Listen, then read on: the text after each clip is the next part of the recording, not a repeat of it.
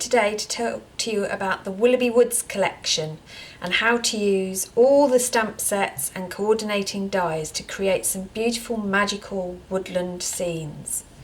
They all have, or they can have, a hidden secret behind the fairy door. Lots to choose from.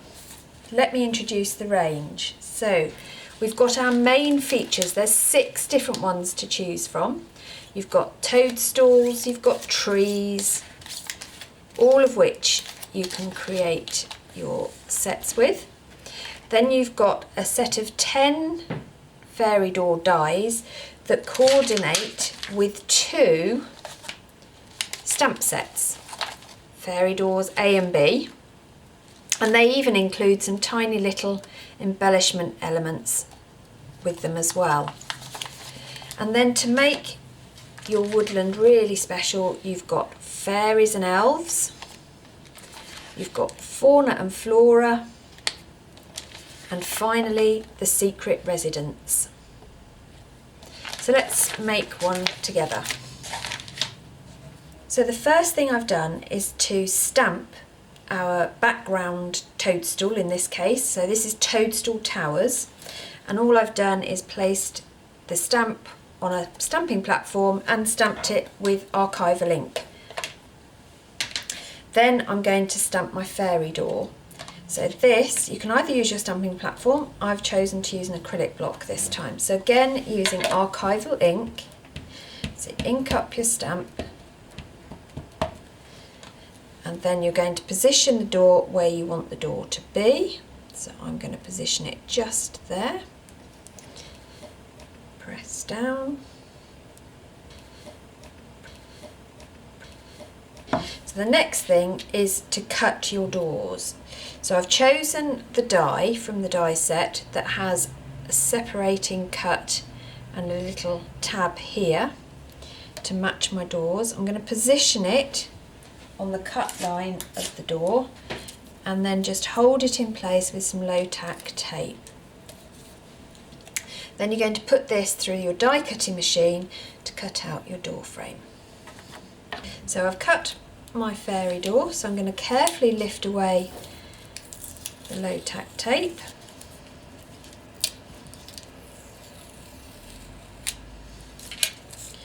And you can see that my door opens.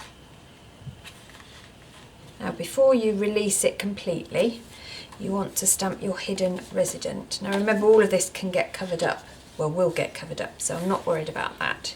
So I'm going to put that to one side and stamp the hidden element. Now to do the hidden bit, the easiest thing to do is to take a separate piece of card, choose your hidden piece, your secret resident. I'm going to have, let's go for this little fairy.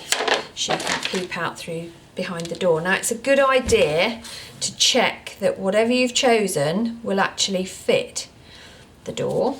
So it does. Again, I'm stamping with archival ink because then that gives me the scope to colour with anything. And I'm going to position her roughly in the middle, which I know seems a bit of a waste of card, but it allows you to position your fairy exactly in alignment with the back of the door. So when you need to do that, so obviously now I would colour that. I'm not going to do that now, but you can imagine that I've coloured. So I'm just going to open my door. So to position it, I'm just going to put some glue around the edge of my card, and then I'm going to hover over so that my fairy is where I want it to be, and then press down. Okay, so it means the door's still open, but my panel is in the right place.